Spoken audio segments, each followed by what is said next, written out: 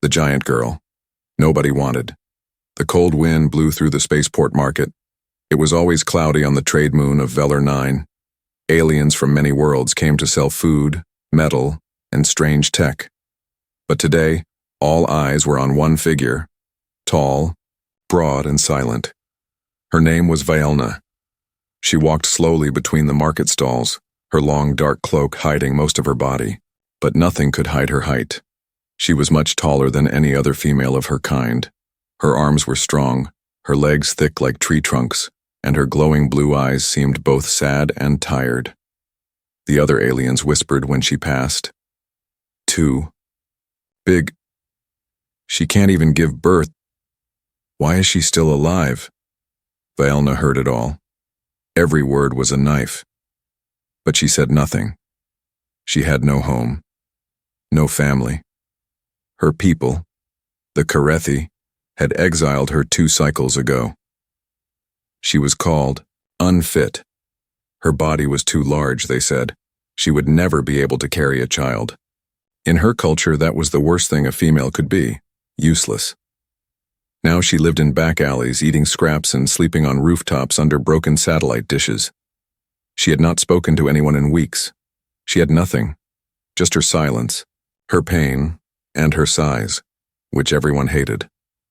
Today she was just looking for something warm to eat. Her large hands picked up a stale fruit, but the vendor shouted, "No touching, not for freaks."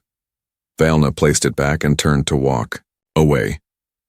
As she moved toward the edge of the market, she heard something strange, a soft crying sound, like a baby.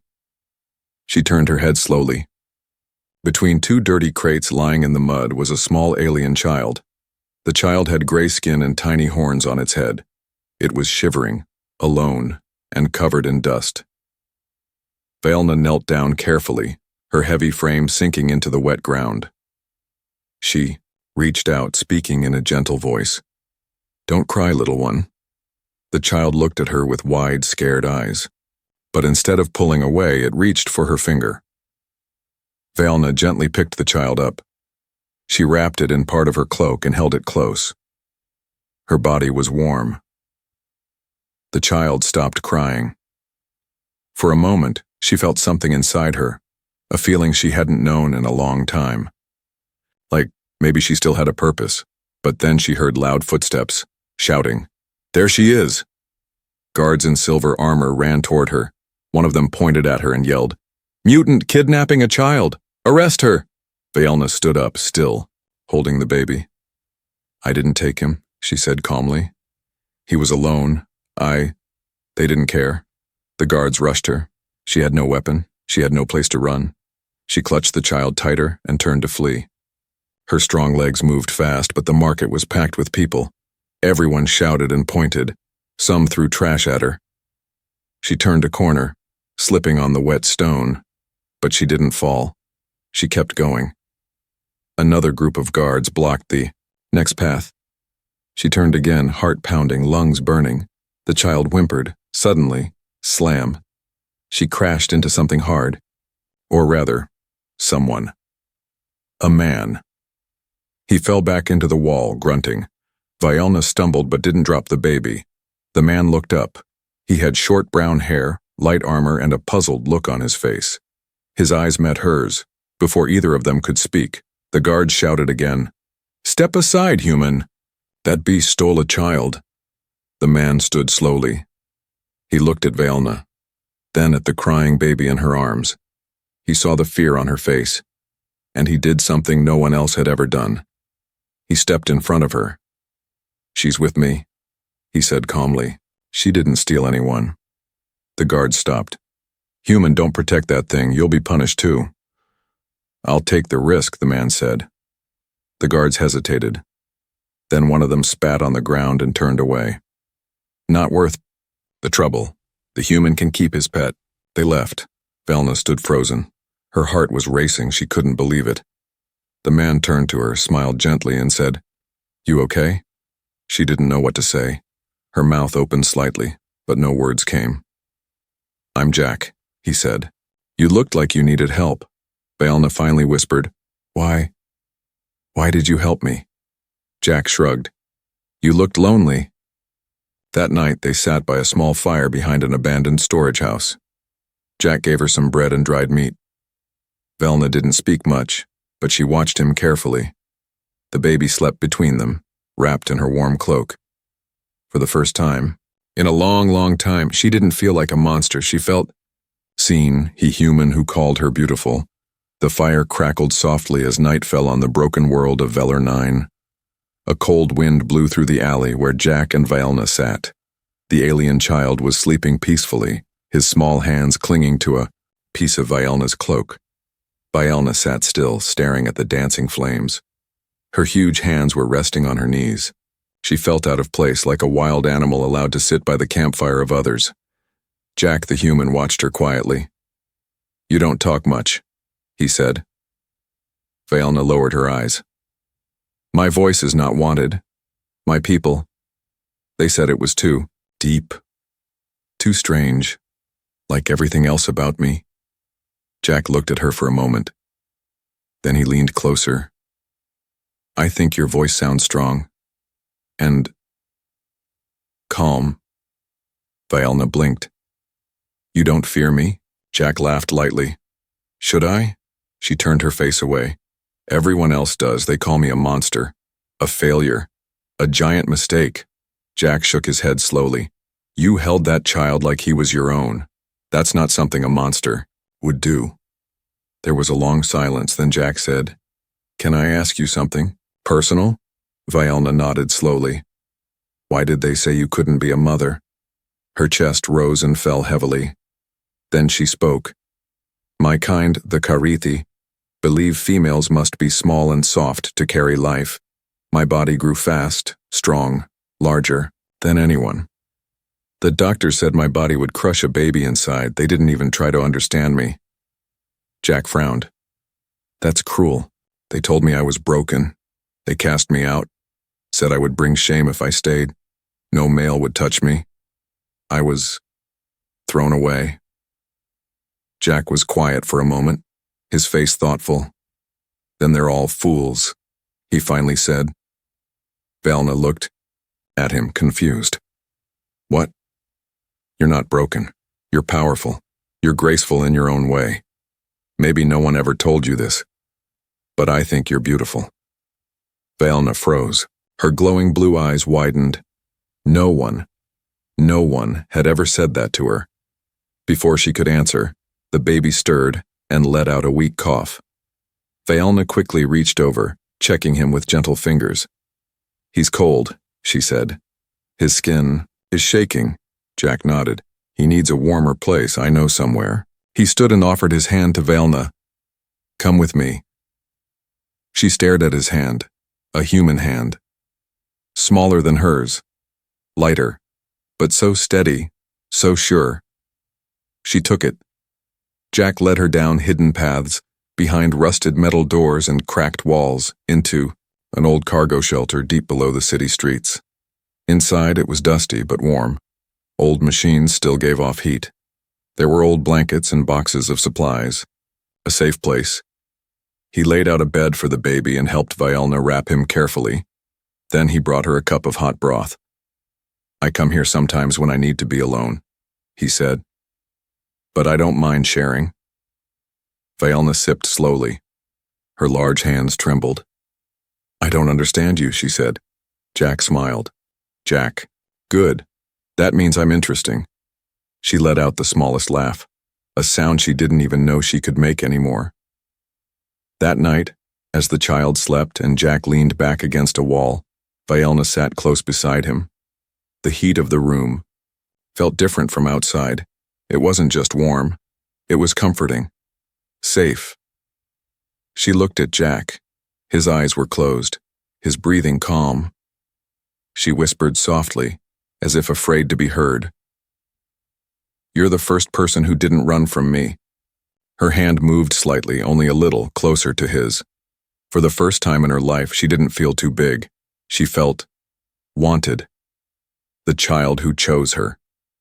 The underground shelter was quiet, lit only by the soft orange glow of a flickering heater. Jack slept peacefully against the wall, arms crossed. But Vaelna could not sleep. She sat near the small alien child, watching him breathe. His chest rose and fell, slow and steady. Each breath made something stir inside her, something she had never felt before. She had been told her whole life she was too big to hold life. But now life was sleeping in her arms. Was that not motherhood? The child opened his eyes slowly. They were wide and silver, filled with confusion. He looked at her face, at the giant blue-skinned alien woman with glowing eyes and a sad smile. He didn't cry. Instead, he reached up and touched her cheek. Ma, Ma, the child whispered. Vaelna froze. He called her Mama. She looked over at Jack.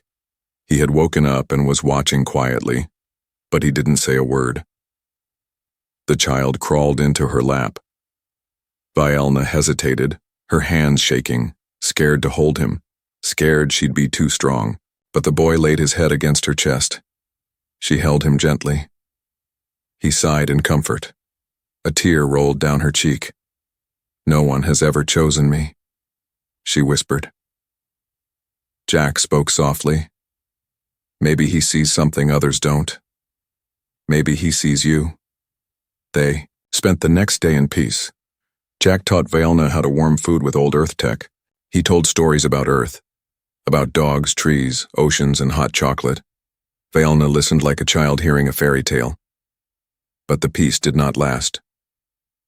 Late that night, Jack stepped outside to find parts for the heater. Vaelna was sitting with, the child, humming a soft, strange tune from her homeworld. Suddenly, boom! The shelter door burst open. 2 alien soldiers in black armor stormed in, energy rifles pointed forward. One shouted, "Don't move, mutant!" Vaelna quickly shielded the child with her body. The soldier sneered. "She's kidnapping that hybrid child. We tracked her signal." The second soldier raised a blaster. Vaelna's body shook, not in fear, but in anger. Her arms tightened around the baby. "He's not yours," she growled. "He chose me." The soldier ignored her words and stepped closer. But before he could fire, whack! A metal pipe slammed into his helmet from behind. Sparks flew. Jack stood behind him, breath heavy, pipe in hand. The second soldier turned, but Vaelna launched forward with inhuman speed and tackled him into the wall. The rifle flew out of his hands. Jack picked it up and aimed. "Back off," he warned. The soldiers groaned on the ground, dazed. Jack locked the door again, sealing, and Vaelna stood panting. Her arm was bleeding. The child hid behind her legs, scared. Jack rushed over and checked her wound. "You're bleeding." "It's nothing," she said, her voice low. But inside, she was shaking. She had fought to protect the child, and someone had fought for her. That night, as Jack wrapped her arm, she looked at him and asked, "Why do you keep helping me?" Jack paused. "You're not just strong," he said. "You're good. You don't need to be small to be a mother, you just need to care." Vaelna looked down at the child curled beside her. Then, very softly, she said, "I care more than they'll ever understand." From that night on, the child called her Mama every time he woke, and for the first time, Vaelna began to believe she could be one. But in the distance, trackers blinked red. The signal of the child's biotag had been found. More soldiers were coming, and this time, they wouldn't miss.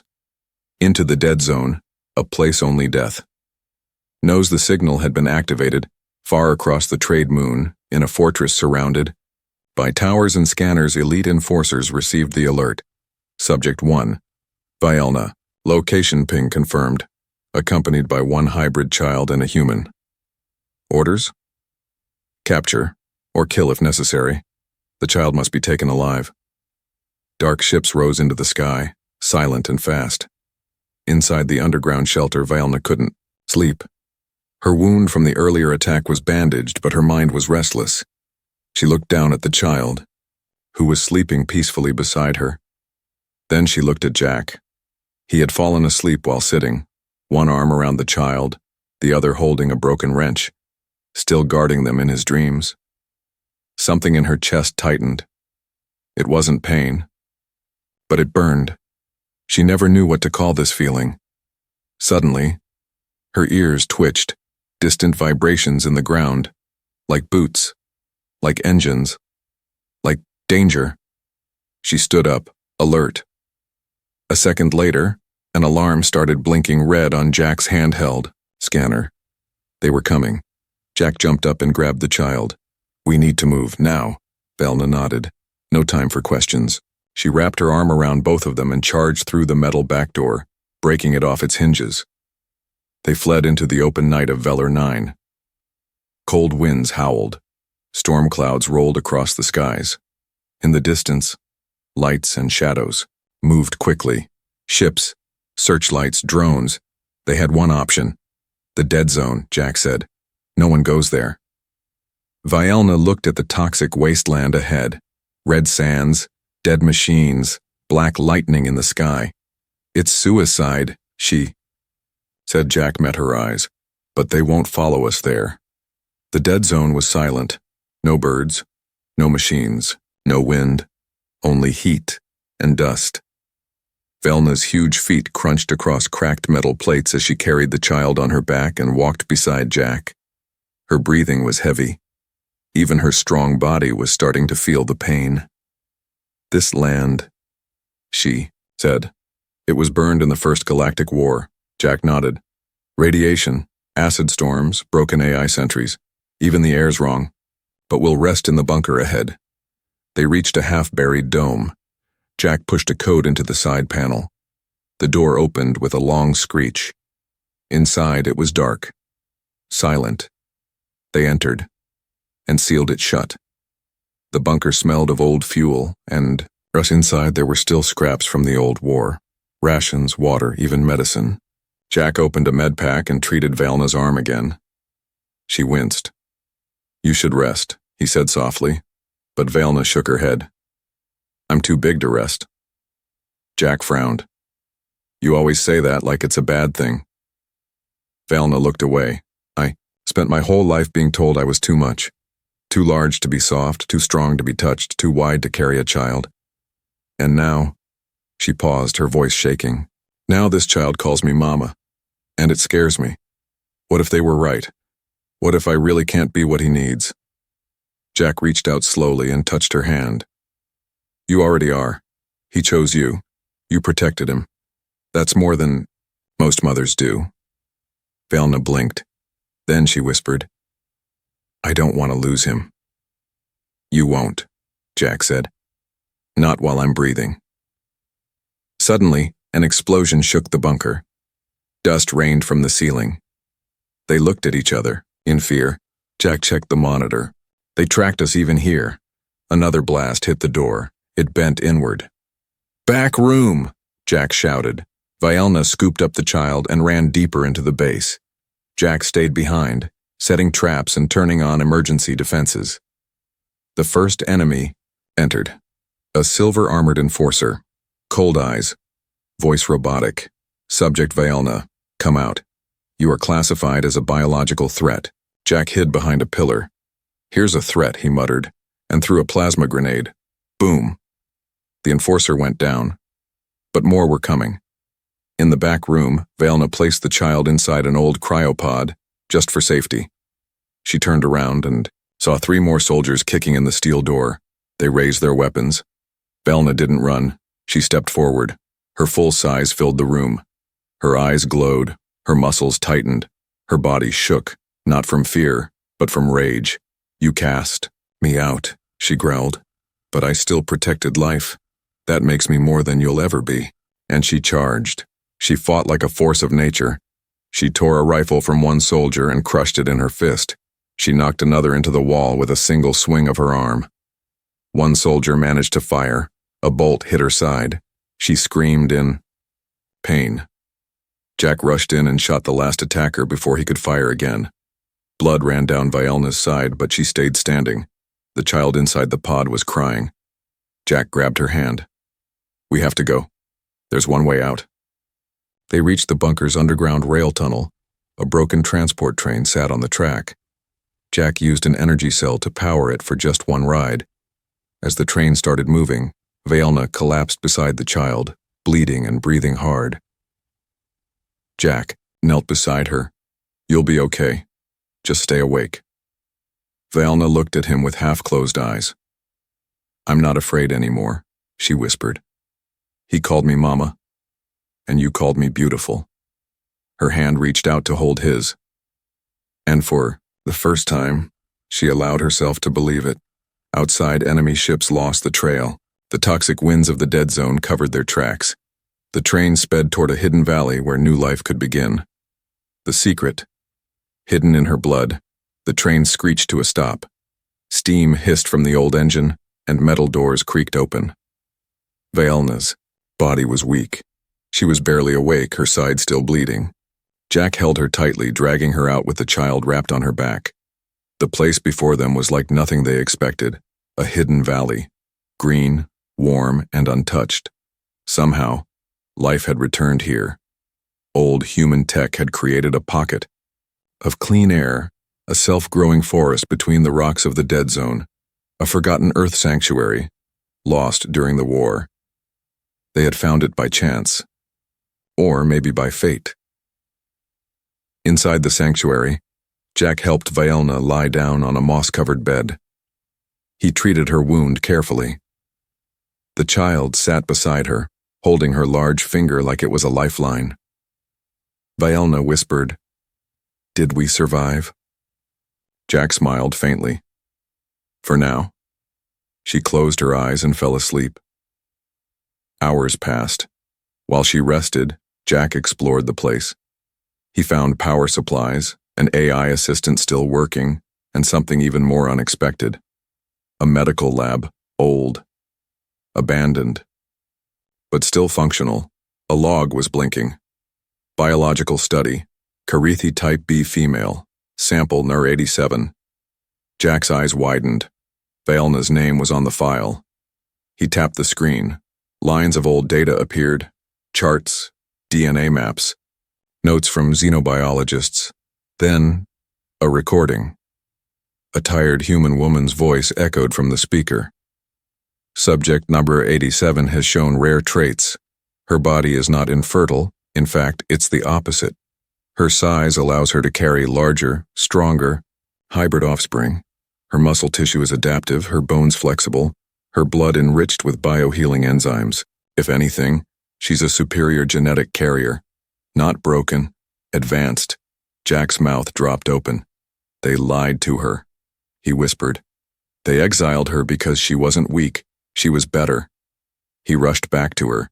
Vaelna was awake, sitting weakly with the child in her arms.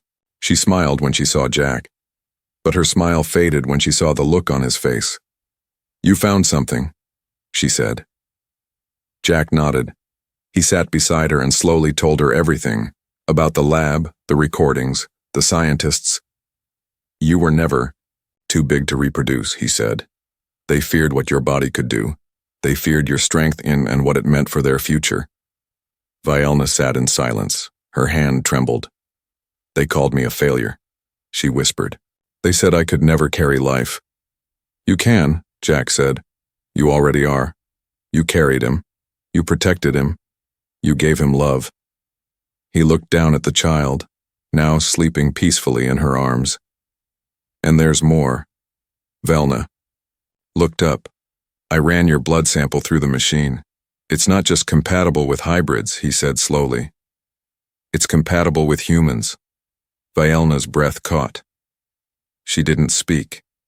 She just stared at him, eyes wide, heart pounding, hands shaking. "You're saying?" Jack nodded slowly. "If you wanted, you could have a child with me." Silence filled the air like thunder. Vaelna looked down at the child, then back at Jack. "I've never been touched, never been wanted. My people saw me as a machine, strong, but useless." Jack reached out and gently took her hand. "You're not a machine. You're a miracle." A tear rolled down her cheek. Then, another. She wasn't broken. She was a mother. And for the first time, she believed she could be more. That night, She sat under the artificial stars of the Earth Dome. She held the child in one arm and let Jack rest against her other side. The past was painful. The future uncertain, but for the first time her heart felt full. She whispered into the night sky, "If I was made to carry life, then let that life begin with love." But deep under the surface, a final beacon had been activated, one last alert sent to the Cruelty High Command.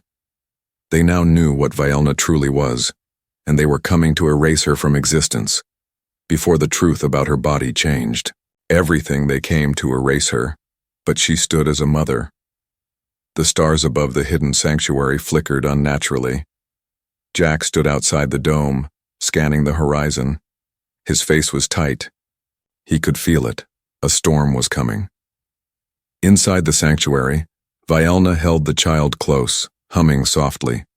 The boy smiled in his sleep, calling her Mama between breaths. The soft, glowing trees swayed around her, like nature itself was listening. But then boom! A tremor rocked the valley. Alarms inside the dome screamed to life. Jack rushed inside. They found us. High above, 4 black ships hovered silently over the valley. From each ship, Cruelty purifiers dropped down, silver-armored elite soldiers with one mission: erase subject numbers 87. Eliminate the hybrid. Silence the truth. One of them, taller and colder than the rest, spoke through a machine voice. Vaelna was a genetic error. She must not reproduce. The child is to be taken. The human disposed. They had orders from the highest council. Her womb must be destroyed. Vaelna's blood ran cold as she heard the voice echo through the trees. She stood slowly, placing the child behind her. Her back was straight, her hands clenched, her breathing deep. She wasn't afraid anymore. Jack placed a blaster rifle in her hands. "You ready?" Vaelna looked at him with eyes glowing like twin suns. "No," she said calmly. "I was born ready. They just didn't let me prove it." The first wave of enemies entered the valley. Jack fought smart, using traps, EMPs, and cover. But they kept coming. Vaelna leapt forward, her full size a weapon. She smashed through 3 soldiers with one charge, grabbed a tree branch like a spear, and hurled it through a 4th's chest plate. They fired at her, but her thick skin deflected most energy shots.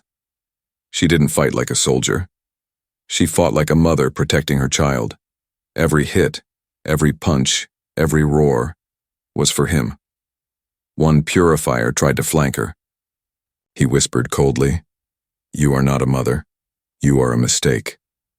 Vaelna turned and grabbed him by the neck, lifting him high. "No," she growled. "I am your future, and you're afraid of me." She slammed him into the ground so hard the metal cracked. Meanwhile, Jack found the central command unit the enemies had brought. He hacked it, overriding their orders and turning their drones against them. Explosions lit up the skies. The air smelled of smoke and metal. But more troops were coming. Too many. Inside the sanctuary, the child cried, alone and scared. One purifier broke through and aimed at him. Just as he pulled the trigger, Vaelna crashed through the wall like a tidal wave, slamming into him, roaring with rage. The bullet hit her shoulder. Blood spilled. She didn't stop. She grabbed the purifier's weapon and snapped it in 2. Then she stood in front of her child, spreading her arms wide. "If you want him, you'll have to go through me." The purifier stared. He hesitated.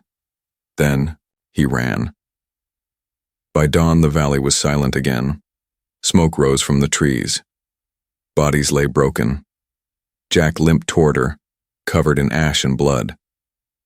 "You did it." Vaelna knelt by the child, holding him close. "We did it." Jack dropped beside her, breathing hard. "I've never seen anyone fight like that." Vaelna looked into his eyes. "They wanted to erase me, because they knew I could create something they couldn't control." Jack smiled weakly. "Too late. You already did." He placed his hand on her stomach. "You made a home. You made a family. Vaelna's eyes filled with tears. But not from pain. For the first time, she felt full. Not because of strength or size, but because her heart had something to protect. In the distance, one surviving purifier watched through a broken visor. He sent a single coded message back to the Carithi homeworld. Target too powerful, too loved, too late. She gave the, galaxy a new beginning. The valley was quiet. Smoke curled up from the battlefield. Trees were scorched. Broken metal glinted in the morning light. Silence ruled, except for the sound of soft breathing. Vaelna stood in the center, her tall figure strong, even with blood still dripping from her shoulder. The small child clung to her side, safe, calm. Jack sat beside her, bandaging his arm. His eyes never left her. They had survived, but the war wasn't over. A beeping sound came from Jack's device. He checked it. His face grew serious. "They're coming," he said. "Not soldiers this time. A ship. One of the High Council dreadnoughts. Full government officials. They're not here to fight." Vaelna looked up. "They're here to talk," she said. Jack nodded. "Or threaten." Hours later, a massive shadow fell over the valley. A Carithi royal ship lowered itself onto the far side of the forest. Tall, thin ramps extended to the ground. From it walked a group of counselors dressed in black robes. Behind them floated hover drones, cameras, and translators. The head counselor, an old Carithi with sharp eyes and a gold crest on his brow, stepped forward. He looked at Vaelna like one would study a wild animal. "Subject under 87, or should I say, Vaelna, you've caused quite a scandal." Vaelna didn't bow. She stood straight. The child peeked out from behind her leg, holding a small wooden toy Jack had carved. "I did nothing wrong," she said. "I protected a child. I made a family." "You disobeyed our judgment," the counselor replied coldly. "You were cast out because your body was incompatible. You were not designed to reproduce." Jack stepped forward. "That's a lie. Your own data proves it." He pulled out a data pad and tossed it at their feet. "She wasn't too big to give life. She was too strong, too evolved. And you were afraid of her." The counselor's lip curled. "You're interfering in Carithi, biology, human." "No," Jack said, pointing at the child. "I'm part of it now." The child looked up at Vaelna and softly said, "Mama?" Gasps rippled through the alien delegation. The counselor stepped back, pale. "You allowed this?" he shouted. "You dared to breed with a human?" Vaelna didn't flinch. "No," she said, "I chose him." She lifted the child in her arms. "And now, I choose my future, one you will not control." The child looked around at all the strange aliens and asked in a small voice, "Did I do something wrong?" Vaelna pressed her forehead to his. "No, my little star," she whispered. "You did everything right." Suddenly, a bright light flickered above. The council's ship had activated its weapons. Turrets turned, targeting the forest below.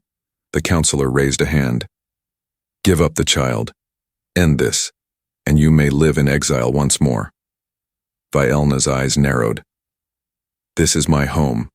You exiled me once. Now I return as a mother. If you want him, you'll have to bury me." Jack stood beside her, holding a broken rifle. "I'll go down fighting," he said. The child whispered, "Me too." A tense silence followed. Then, from behind the trees, movement, one by one, old allies, appeared. Humans from nearby outposts, rogue alien engineers who respected Jack, even a few Carithi rebels, those who had seen Vaelna's battle broadcast across private channels. They came armed, they came ready, and they stood between Vaelna and the council. The head counselor looked around, surrounded by weapons and angry faces. He lowered his hand. "No child is worth a civil war," he said. Then he turned to Vaelna. "You've changed things. You were never meant to. We'll retreat for now, but you will be watched. Carefully." Vaelna's voice was quiet but sharp like thunder. "Then watch closely, because I'm not done." The ships left. The skies cleared. And peace settled once more. Weeks passed. In the Green Valley, life began again. Jack and Vaelna built a small home near the river.